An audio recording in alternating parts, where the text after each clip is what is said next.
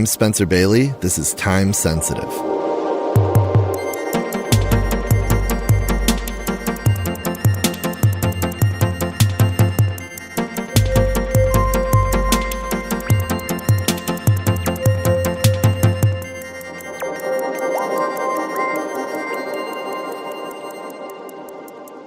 Hey everyone, this week on the podcast, I'm joined by the geologist Marcia Bjornerud.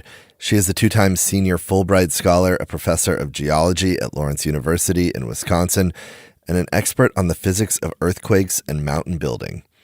A geological translator, or at least that's how I view her, she's also the author of several books, including the newly published Turning to Stone, Discovering the Subtle Wisdom of Rocks. Especially relevant to Time Sensitive is her 2018 book, Timefulness: How Thinking Like a Geologist Can Help Save the World. Just when I was getting the Slowdown and Time Sensitive up and running, I happened to walk by a bookstore window in Manhattan and see the cover of Timefulness staring right back at me. Naturally, I went into the store, got the book, and I've wanted to have Marcia on the show ever since. The release of Turning to Stone, which, as you'll hear on this episode, is a sort of memoir, provided the perfect moment. Surprisingly, perhaps, given that this is a podcast about time, Marcia is the first geologist that we've had on. I did talk rocks with the artist and jewelry designer Monique Payon back on episode 41, but in terms of an actual stone scientist, having Marcia on the show marks a momentous occasion.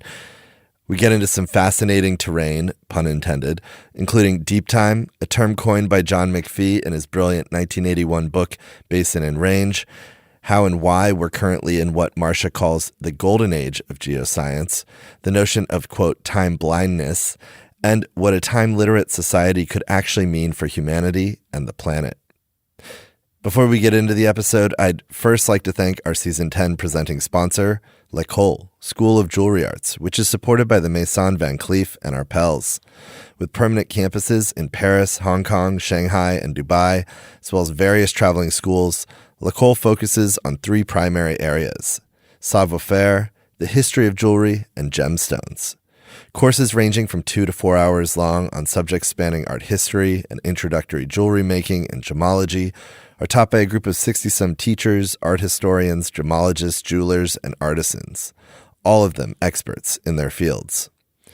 Among L'École's various courses are an introduction to the world of gemstones, a class on Art Nouveau jewels, a workshop on diamond grading, a guide to Japanese urushi lacquer techniques, and even a program titled From the Chef to the Master Jeweler, a full-day program involving a morning cooking class, a lunch and tasting of patisseries by Francois Perret, the pastry chef at the Ritz Paris, and in the afternoon, a lesson on jeweler's techniques.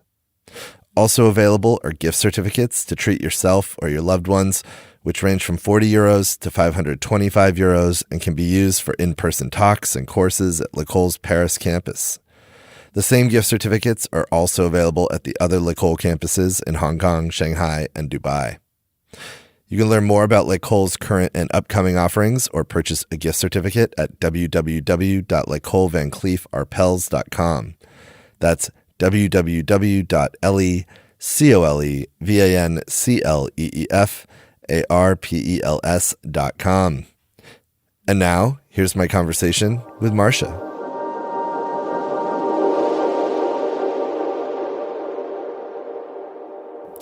Hi, Marcia. Welcome to Time Sensitive. Hello, Spencer. Thanks for having me here.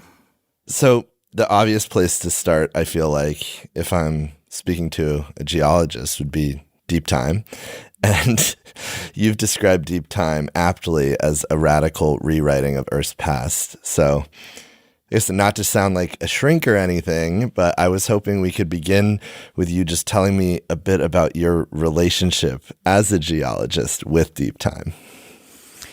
Well, at this point in my career, I spent a lot of time in the company of rocks, and they really have shaped my worldview as a human being.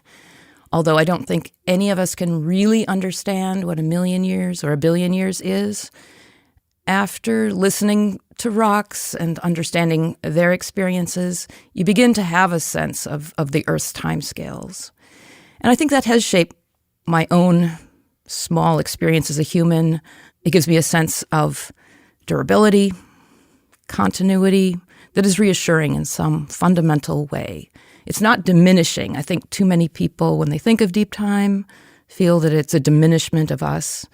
But I think the better way to interpret it is that we're part of a continuum in time, and there's as deep a geologic future as there is a past. You've written that fathoming deep time is arguably geology's single greatest contribution to humanity. That's pretty profound. Well, I think so. I mean, I think geologists really do think of deep time, which is John McPhee's phrase we should mention, in a kind of spatial way. And in a sense, the geologic timescale is mapping deep time. And it is extraordinary that we can, in such detail, reconstruct the many, many versions of the world that have existed over the past 4 billion years. At 4 billion, we kind of lose the thread. Earth is 4.5 billion, but for 4 billion years, we have a remarkably continuous rock record, and we've managed to read much of that. There's still much of it to be decoded, but it is an extraordinary intellectual achievement of humankind.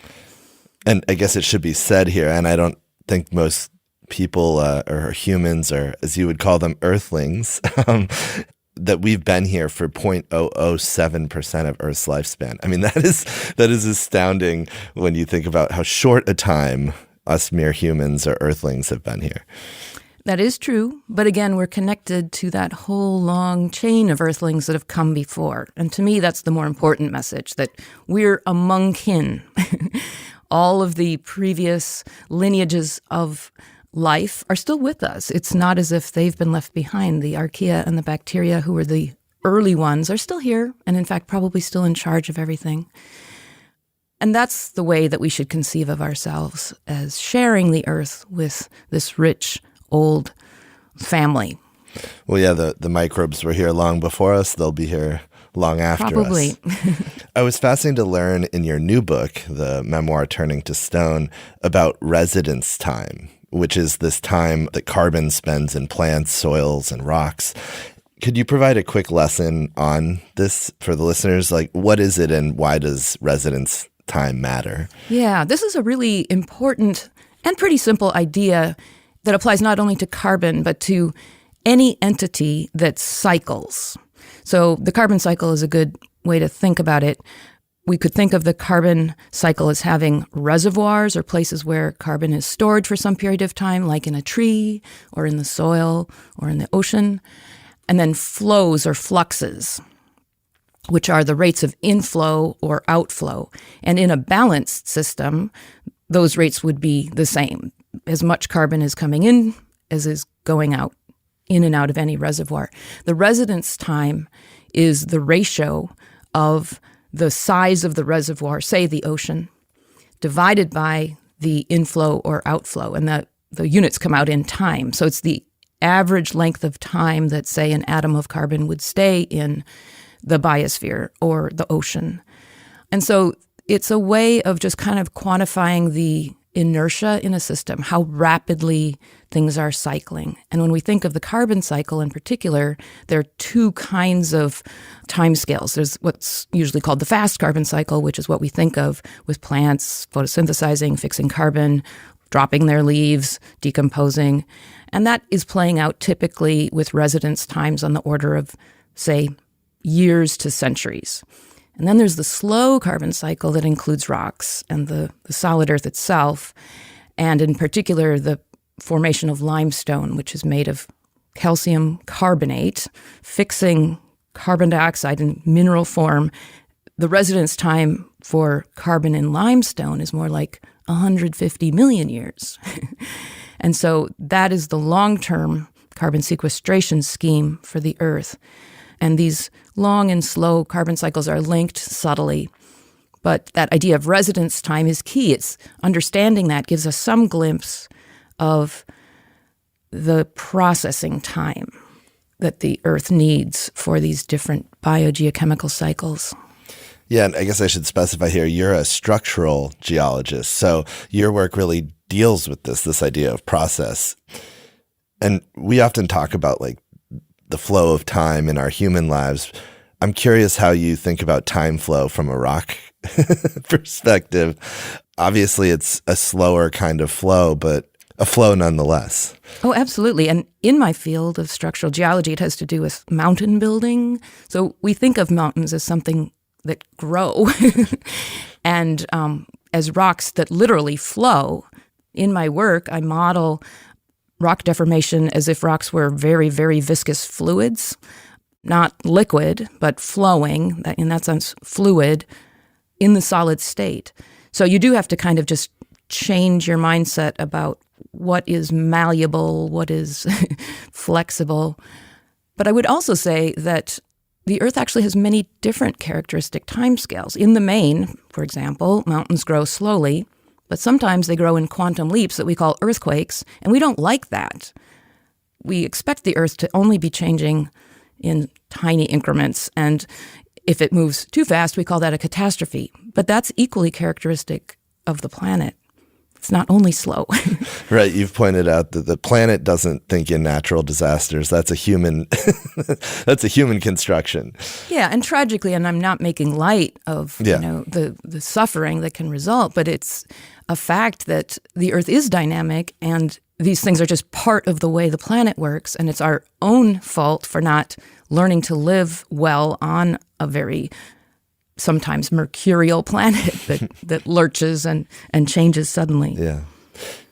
On the time front, I'd also like to ask you about your field itself. I mean, how, because of new instruments, computational power, systems thinking, recent decades have completely transformed your field from when you were a student. Could you talk about this? And this is not just in geology, this is also geoscience. This is really what you've called a golden time for the field. So astonishing to think that in 1955, that was only when we were finally discovering the age of the Earth. So much of what has transpired, this is just a few decades of work. Tell me a little bit about that and the significance. Yeah, that's absolutely right. And I think the public perception of the geosciences, unfortunately, lags behind what they are today. We are in this golden age where we finally have the conceptual frameworks, the analytical tools, the computational capacity to really see the planet top down over time. And so, yeah, we didn't know the age of the Earth until 1955. Plate tectonics was only really figured out in the mid-1960s, and even when I was an undergraduate starting in the late 70s, there were plenty of faculty members who were sort of reluctantly joining that paradigm. That's the way the solid Earth works. It explains everything like volcanism, seismicity, why mountains grow, the topography of the Earth. And yet that's, within living memory for me.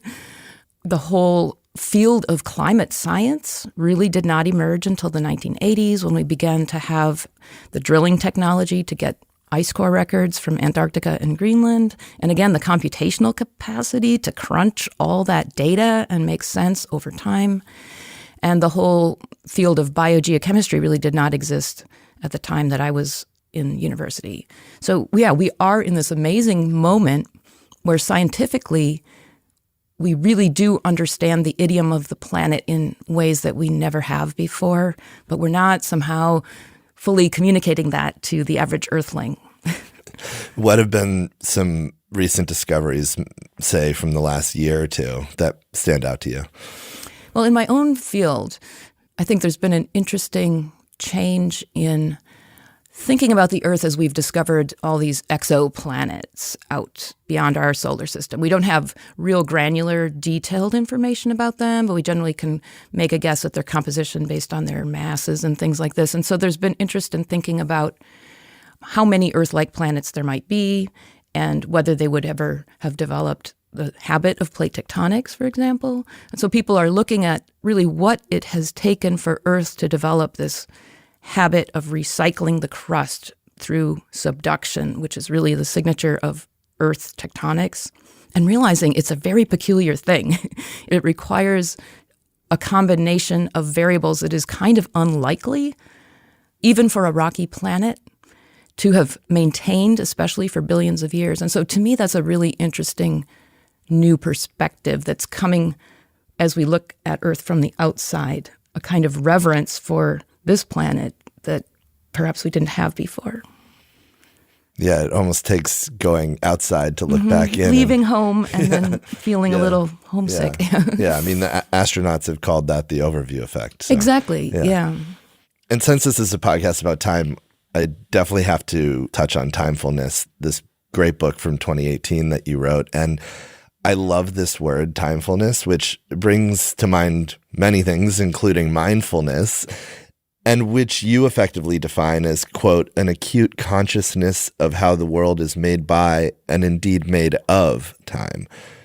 Share a bit about how you came to this word, timefulness, which I think, before your book was not widely used or referenced much, if at all. Well, it is a deliberate play, both on mindfulness, which is a sort of trendy thing. I'm not against it. The Western read on mindfulness, though, is kind of a preoccupation with being in the now, in the present. I think traditionally in some Eastern meditative traditions, it was really something more akin to the memory of the future or memory of the present, kind of a being present in multiple nows. So it was partly to push back a little bit against what I think already is kind of a pathology of being preoccupied with now in our society, but also against timelessness, which we think we would like things to stay the same. But that is an impossible, and I would argue, sterile aspiration, that if things never change, there is no development, there's no growth, there's no story arc. Only dead and inert things are timeless. In fact, the joy in all of our lives comes from the motion and the timefulness.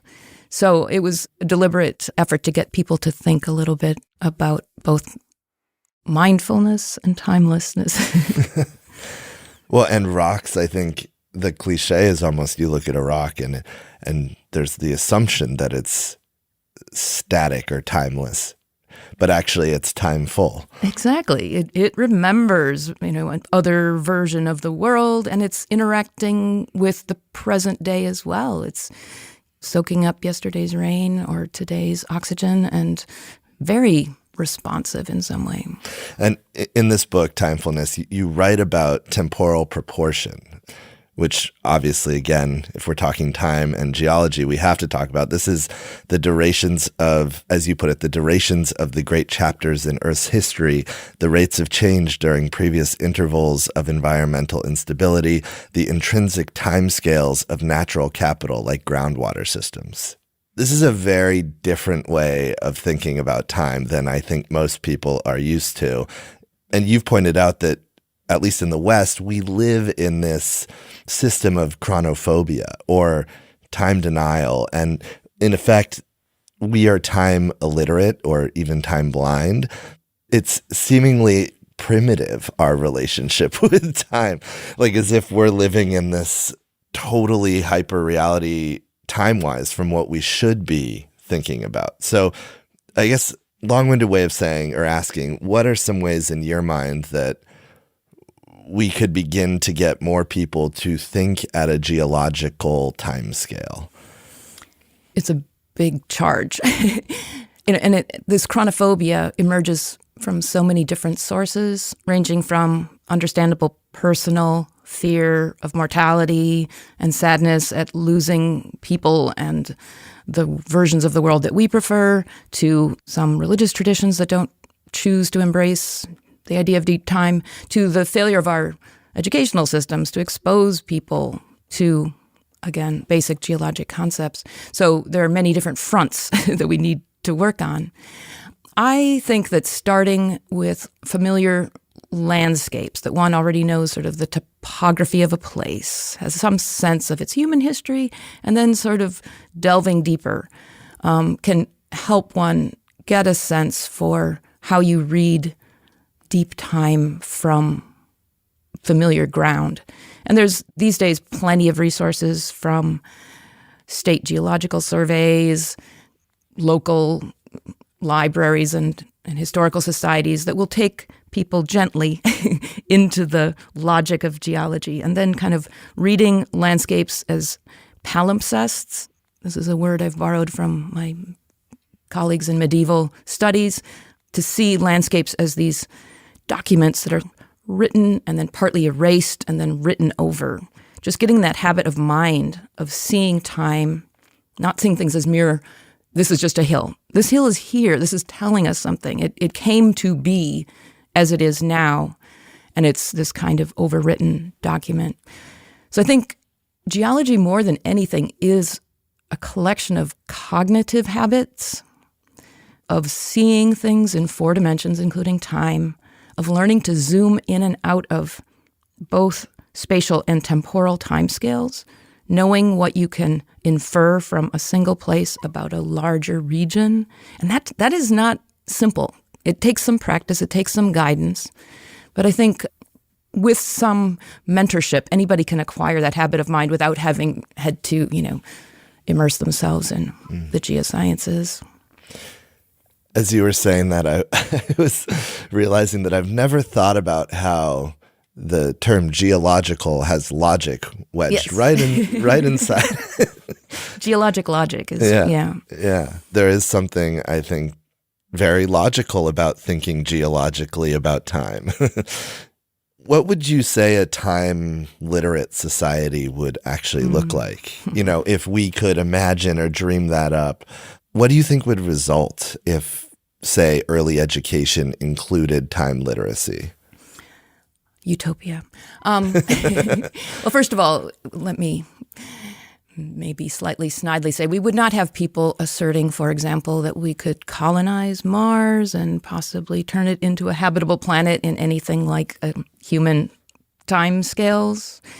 That sort of assertion reflects deep time illiteracy, complete disrespect for and ignorance of the intrinsic time that it takes to develop a habitable planet. But we would also have, if we could rewind the clock to, say, the mid-20th century, we would not have had all of the climate denial going on. If the average Earth citizen really understood the carbon cycle, for example, and the consequences of doubling CO2 in the atmosphere in a matter of 100 years, we would never have cavalierly burned fossil fuels at the rate that we did. There would have been outrage at that. I think we can't talk about this short view thinking without talking about the climate crisis. And to a certain extent, the Anthropocene, which you described as the emergence of humans as a geologic force. When you put the Anthropocene in that way, it really shifts your thinking about it, or at least when I read that, it did for me. And so I wanted to ask, I guess, do you view the climate crisis and the Anthropocene in some ways as an extension of time blindness? Is there a direct link from the way we view time to what is happening to the planet right now in terms of the destruction of climate? Yes, I am nodding emphatically over here.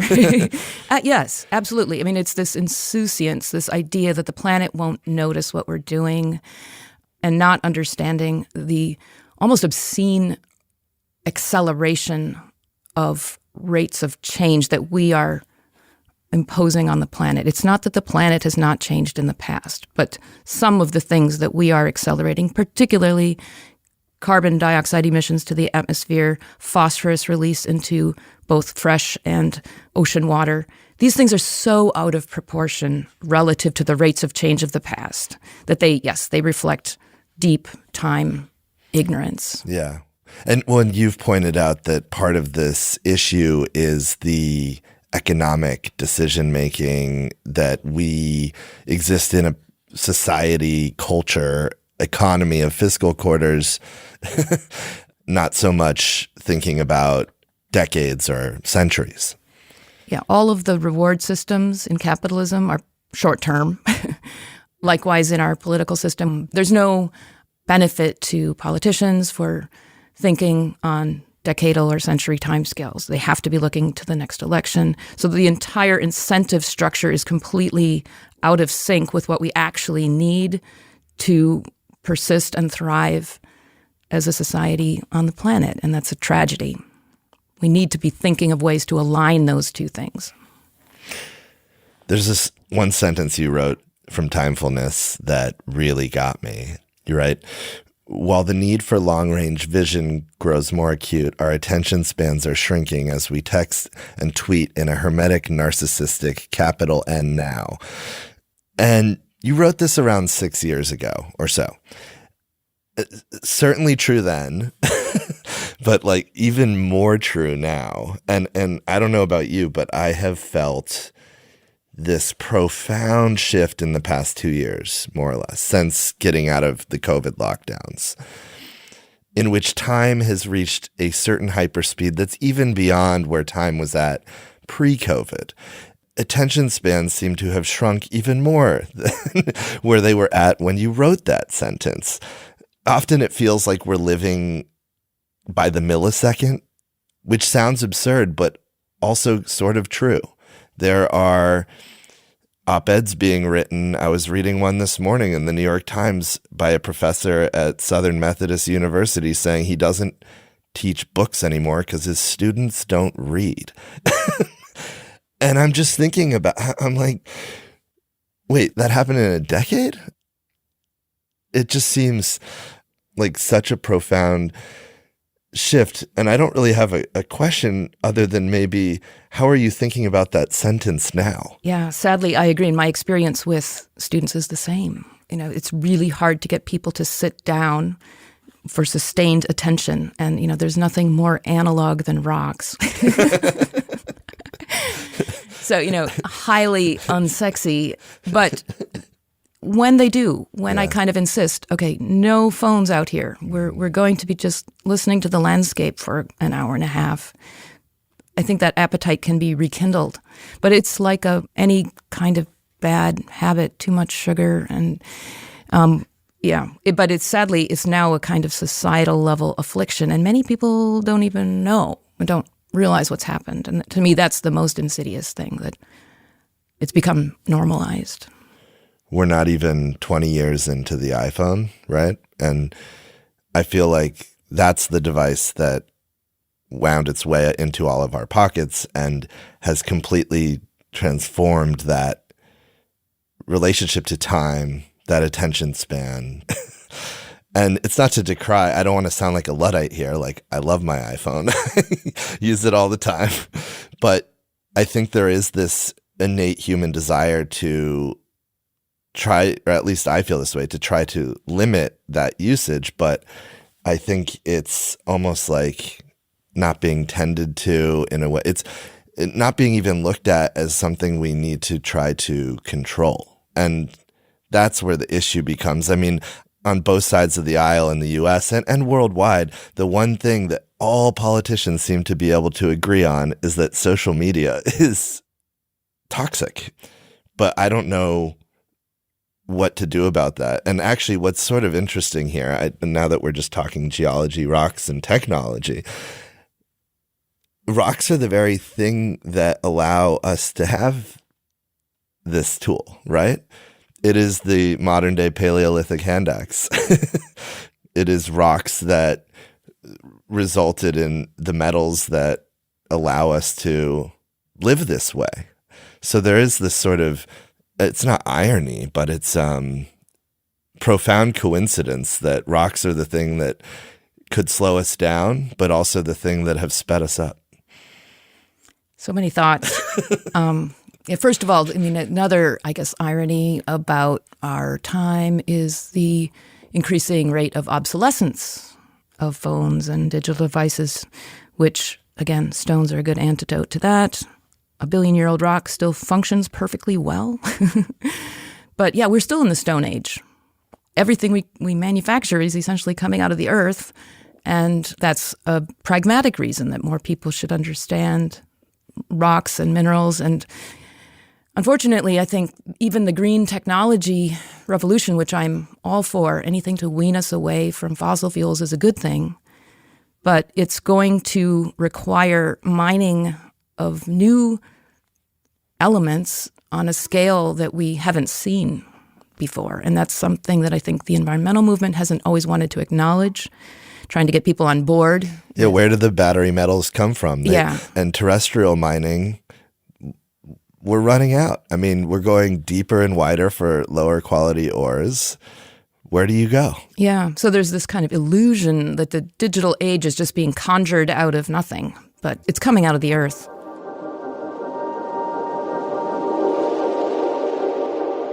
Hey everyone, taking a quick break here to tell you a little bit about our Season 10 presenting sponsor, L'École, School of Jewelry Arts, which is supported by the Maison Van Cleef and our pals. In addition to its courses, lectures, publications, and other programming, L'École also has a new podcast called Voice of Jewels, which draws on knowledge from its lecturers, researchers, and other experts to uncover the stories and secrets behind history's most fascinating jewels. The first 5 seasons, respectively titled Sentimental Jewels, The Blue Diamond's 1001 Lives, The Gold's Amazing Saga, Iconic Jewels of Comic Books, and The Legend of Pearls, are now available on Apple, Spotify, or wherever you listen to podcasts. Upcoming seasons will explore the themes of talismans and the relationship between jewelry and literature. You can learn more about L'École and Voice of Jewels at www.lecolevancleefarpels.com. That's www.lecolevancleefarpels.com. And now, back to the episode.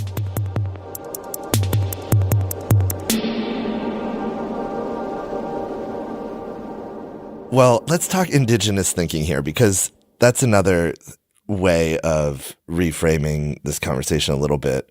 I mean, there's the 7 generations principle. You've written about ancestral rituals and how they could play a role in reforming our relationship with time. You've also written about art as a tool for shifting conceptions of time. I think that's a really powerful one. And you've advocated for both a deeper understanding of time, not only through geology, but also through spirituality. Could you share a little bit about this thinking, how art, spirituality, ancestry, indigenous thinking, these can become tools, and how they relate to rocks, actually, because they do. Well, I think that our current delusion that we've outgrown the earth, or it's not relevant, is quite recent. And so there are many traditions, Native American traditions, but even, Western European pre-Christian traditions were based in reality. People lived very close to nature, understood that nature was fully in charge, tried to make sense in their own ways of the logic of nature. And these were pre-scientific ideas, and yet in some ways far more enlightened than our own. I have a friend and colleague at my university who's a medieval art historian. And she did take me to task for a sentence or two that I wrote in Timefulness using medieval as a pejorative. And has made the point, and I'm now fully convinced, and I regret that the medieval worldview was, in fact, a very much more unified worldview, that people had a sense of their place. Of course, the church loomed large over that in Western Europe, but there was also this sense of harmonious relationship with nature and a spirit of reverence and gratitude that, again, looking back, sounds quite enlightened to me. So I think there are many paths back through some of these older traditions. We used to have some kind of relationship with stone. One of the most interesting news articles of this year to me was the discovery that the altar stone at Stonehenge had come from Orkney, off the north coast of Scotland, all the way to the Salisbury Plains, somehow, probably by boat. Those people really, really, really wanted that stone in this sacred place. It meant something to them. I would love to know what it was. So we can find our way back, I think, without being Luddites. But it's really a cultural revolution more than anything that needs to happen. And those are the slowest of all. So when it comes to establishing what we could call long view leadership or a more polytemporal way of looking at the world. Rocks, I do think, provide pretty much the ultimate compass. It sounds cheesy to say to a geologist maybe, but I wanted to ask, having spent so much time with and around rocks, what is it about them that you think is so enduring and powerful, comforting, or actually, as you put it earlier, reassuring? I often use text metaphors. I can't walk down the street, even here. I notice, paving stones. I notice the stones that are preventing people from driving onto sidewalks. They're bits and pieces of text. Mm-hmm. They're full of information at different scales. So they almost demand reading. And, in that sense, you have the feeling that you're communicating with some larger, wilder, more ancient wisdom. So that's comforting to me. I would be terrified if the human story were all that is. If we're the whole thing, that's more existentially terrifying to me than, having a deeply mysterious, ancient world that is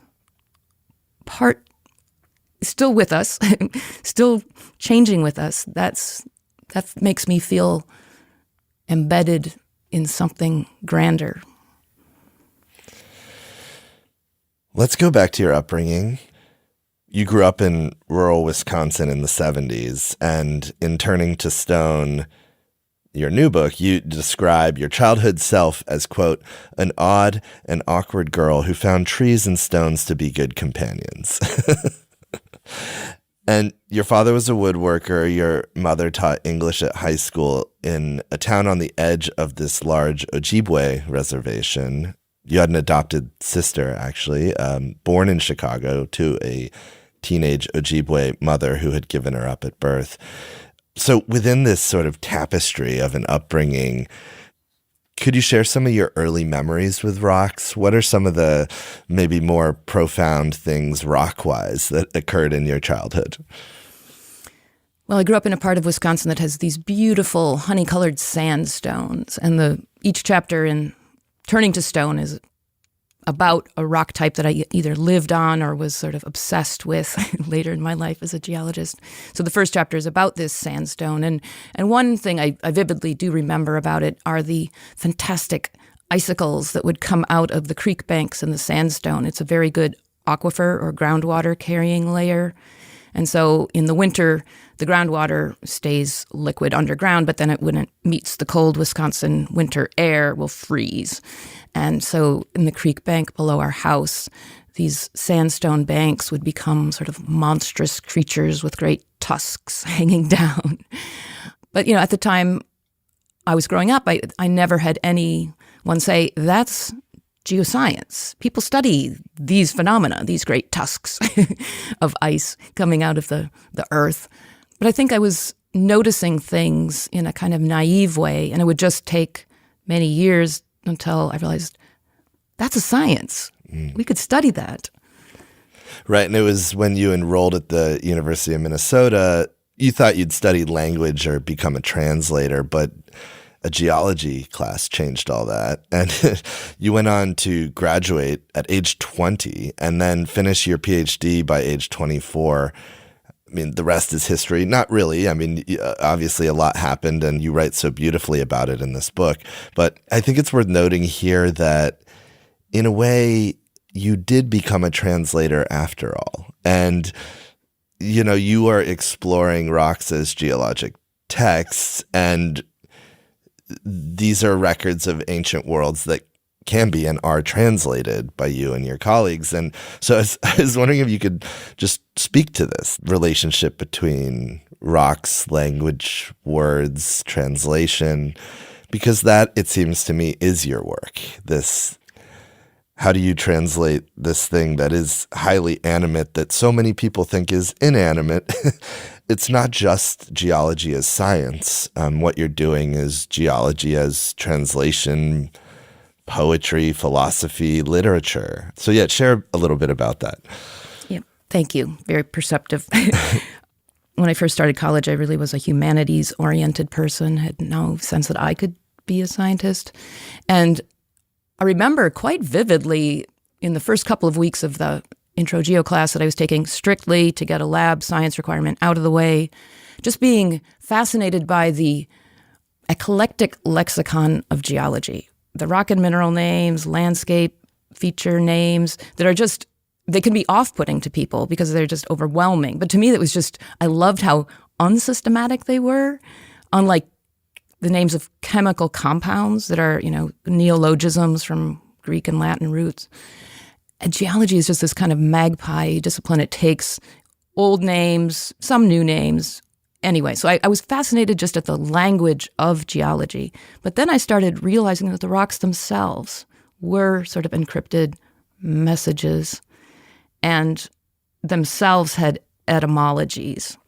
I sometimes say that geology, the worldview of geology, is like understanding the etymology of the world. It explains how things are the way they are.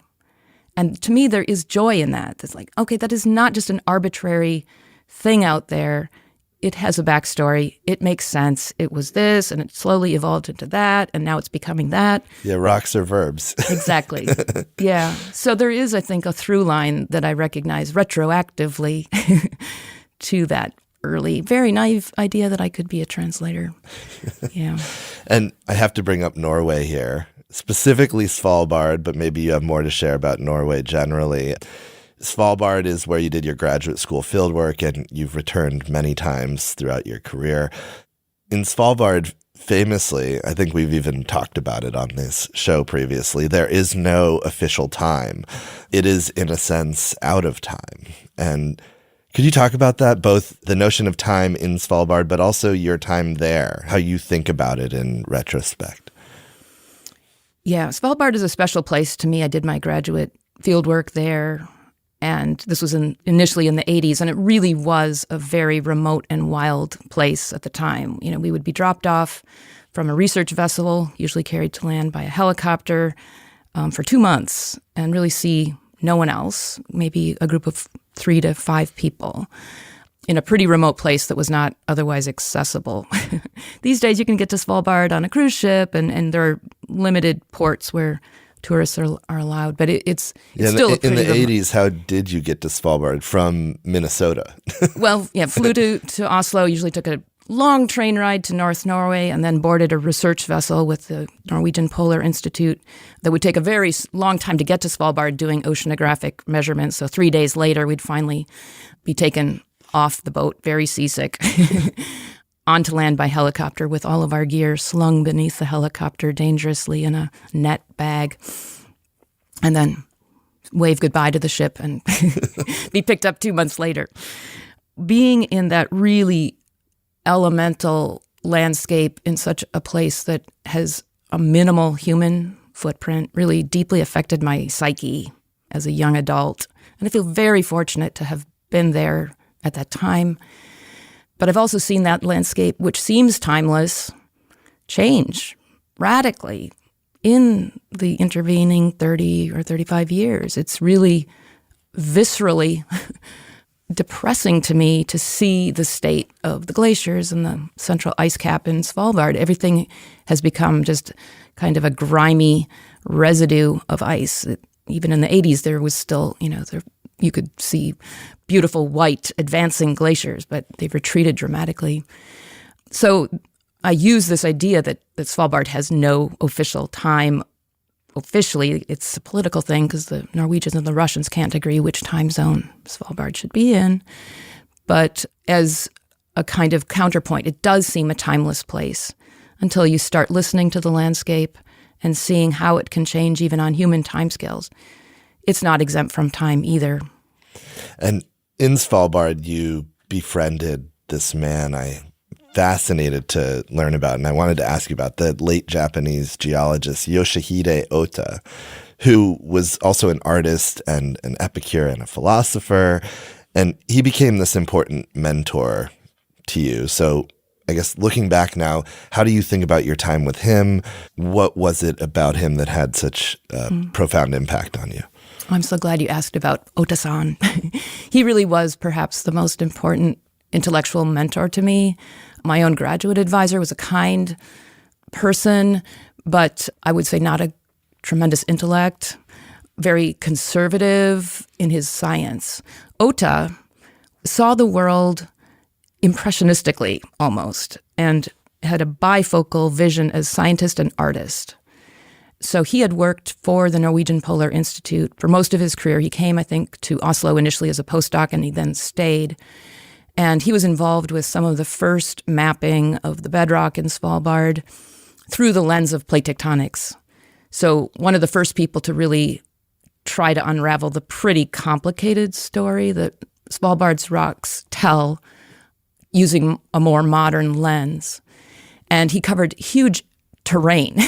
You can't get obsessed with one little area. You have to kind of just like keep moving on, make some critical observations, and little by little try to put those together into a larger framework. And I think he taught me to be observant and also more confident about a quick impression and to just be a more joyful scientist in a way, not worrying whether other people were going to second guess my conclusions.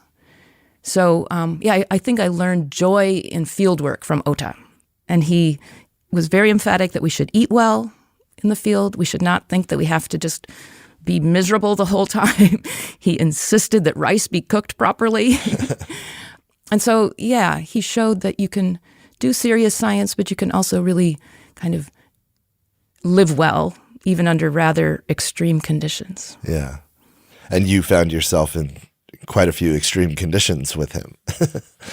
Wild storms, bad fog, polar bear encounters, yes. Yeah, there are more polar bears than people in Svalbard, right?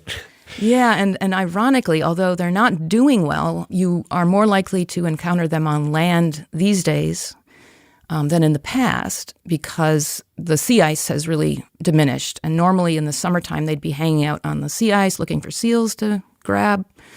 But as the sea ice has begun to melt back earlier and earlier, they start coming onto land, and they can smell unwashed geologists from a couple miles away.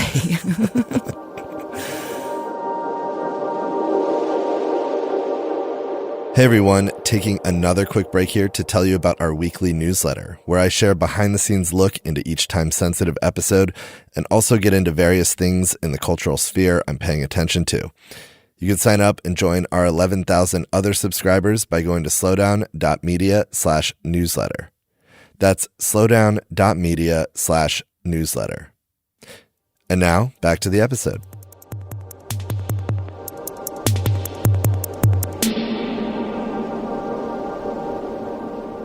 Another place I wanted to bring up was Italy. You spent considerable time there thinking about stones as well. And in 2016, you wrote a piece for The New Yorker that I thought I would quote from just because it speaks so much to the relationship between geologic time and human time and how we have these very mixed perceptions of what's actually old. So you write, "To live in Italy is to wander constantly back and forth in time. Etruscan, Celtic, Greek, and Roman place names are jammed together on the map. Off-kilter medieval houses stand incongruously next to brash rectilinear post-war buildings. Stones quarried a millennium ago are repurposed for modern construction. But if the country seems ancient from the viewpoint of human habitation, it is among the youngest geologically." Tell me about the geology of Italy, because, I mean, it's so fascinating. This place that we think culturally of as so old is actually so young, geologically speaking. Yeah, absolutely. 20 million years ago, maybe even just 15 million years ago, blink of the eye geologically, Italy did not exist. It was the continental shelf off the coast of Africa, an area that is now geologically called Adria, the Adria Plate. And then it's only been in the last 20 or 15 million years that subduction in the Adriatic Sea has crumpled the rocks of that ancient continental shelf into mountains that stick up above sea level and are now the Apennines of Italy. So for someone, I live in the Great Lakes region. I'm used to looking at rocks that are up to 3 billion years old. Italy seems just like this very juvenile Johnny-come-lately place. I mean, it's a fascinating place, and the mountains are still growing and changing, and there are earthquakes that happen there. But yeah, it's very, very recent and still in progress. And I mean, we have to talk about some of the time you've spent there. There was this extraordinary experience you had with your sons where you experienced an earthquake in Italy. Tell me about that. Yeah, it was the Amatrice earthquake of 2016 that sadly something like 300 people died in. We were about 30 miles from the epicenter. It wasn't a huge earthquake. I think it was 6.5 on the magnitude scale. But that's enough to shake old stone buildings that have not been reinforced. And sadly, there was, significant loss of life. But I actually study earthquakes as part of what I do as a structural geologist. Experiencing that event was a strange bifurcation of my brain it happened at 3:30 in the morning. I was in a pretty deep sleep, but I was awakened by what I recognized right away as the P waves, which are the first waves to arrive. They're pressure waves like sound waves are. They're not the ones that really cause a lot of destruction. But in a fraction of a second, I was awake and knew that I probably needed to get to the door before the next waves, the S waves, the shear waves, which are more, they have a higher amplitude and they really deform the ground more. And I could experience it both intellectually in that time and, from a purely human as a mother. As a mother, my kids were in the next little villa. Yeah. They were visiting. I was teaching at a field school in Italy, and they had all three come at that time to visit. And I just thought, oh, my God. But luckily, our area did not have as much damage. But it was an interesting case. I could feel terror and also intellectualize exactly what was happening. Wow. So if Italy is young, geologically speaking, tell me about some of the older or oldest places on Earth. I know Australia and Canada are home to some of the oldest rocks. Share a bit about the oldest rock formations that we know of in Earth. So all of the continents do have these ancient shield areas that have pretty old rocks. And I think on every continent, including Antarctica, there are rocks as old as about 3 billion years. But the really, really old ones are in the Canadian Shield that clock back to about 4 billion years. And depending on the dating methods we use, maybe 4.2 billion. And most of those are not rocks that formed at the surface. They're gneisses. They're highly deformed. So they're not telling us about surface conditions at that time. They're telling us something about the solid Earth, the thermal budget of the early Earth. The oldest rocks that have memories of what was happening at the surface are about 3.8 billion. So there's a bit of a gap between the oldest rocks and the oldest rocks that formed at the surface. Those ancient ones remain enigmatic. They're just a few here and there, but they do point to an Earth that was probably quite different, probably did not have plate tectonics. There might have been plates moving around, but they were softer and squishier because the planet was hotter, probably did not have subduction. And one of the big issues in structural geology these days is when did plate tectonics in the modern sense really begin? We're not entirely sure. I think the consensus is converging around 3 billion years ago. To finish, let's talk about metamorphic rocks, which you've described as the wisest, most interesting mentors in the pantheon of stones, calling them seasoned travelers and exemplars of versatility. I'd love it if you could just talk a bit about these metamorphic rocks from a time perspective and what exactly makes them the wisest. Yeah, metamorphic rocks are my favorite. Don't tell the others. Because they have had experiences and they have some kind of observations to make. And actually, I've been thinking about this again in the context of what we're discovering about other planets, both in our solar system and beyond. Probably metamorphism is unique to the Earth for a couple of reasons. So metamorphism is the recrystallization in the solid state of rocks that happens when they move to new environments. To move to new environments, you have to have a planet that's shuttling rocks around, causing them to be deeply buried into the subsurface. And then equally strange, if people are going to find them, they have to find their way back to the surface again. So even having metamorphism is probably not going to happen on a planet that doesn't have some kind of tectonic system, because rocks will be formed and they'll just stay where they are. So on Earth, rocks have the opportunity to travel, to study abroad, and then to come back. And we have now geochemical and isotopic ways to reading that whole journey, both if, say, a rock began as a mudstone on the seafloor and then found itself in the guts of a mountain belt and recrystallized to a beautiful garnet schist and then came up again. Many parts of that journey, little bits, can be recorded in subtle geochemical clues, minerals that developed along the way, and then that also changed or recrystallized on the way back to the surface. And so we call these pressure, temperature, time paths. We can really read the kind of itinerary that the rocks took.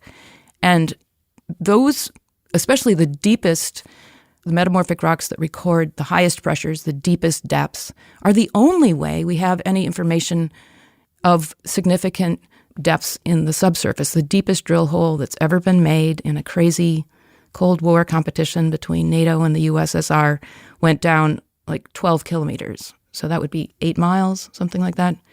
Below that, we don't have any physical samples. We have indirect ways of making inferences, but only metamorphic rocks are the physical samples that we can consult to know what's going on at greater depths. So to me, they're the richest texts.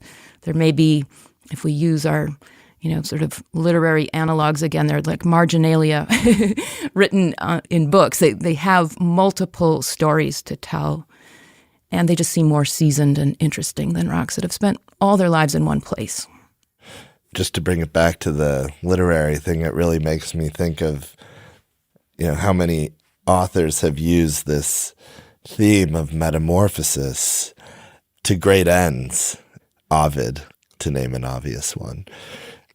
There's one line from Turning to Stone I'd like to leave all the listeners with, which is, rocks, whether one ever thinks about them or not, ultimately define reality for everyone who lives on this rocky planet. Hear, hear. Marcia, thank you so much. Thank you, Spencer. Extra thanks to our Season 10 presenting sponsor, L'École, School of Jewelry Arts, which is supported by the Maison Van Cleef and Arpels. A unique place for learning online and offline, L'École welcomes the general public to the world of jewelry through courses, talks, exhibitions, videos, books, and its new Voice of Jewels podcast. You can find out more about L'École at www.lecolevancleefarpels.com. That's www.lecolevancleefarpels.com. And thank you for listening. You can find more episodes of Time Sensitive on our website, timesensitive.fm, or wherever you listen to podcasts. To keep up with our latest Time Sensitive episodes and get behind-the-scenes updates, sign up for our newsletter at slowdown.media/newsletter. That's slowdown.media/newsletter. You can follow us on Instagram at slowdown.media. Our theme music was composed by Billy Martin. This episode was produced by Ramon Broza, Emily Jang, Mimi Hannon, Emily McDonald, and Johnny Simon.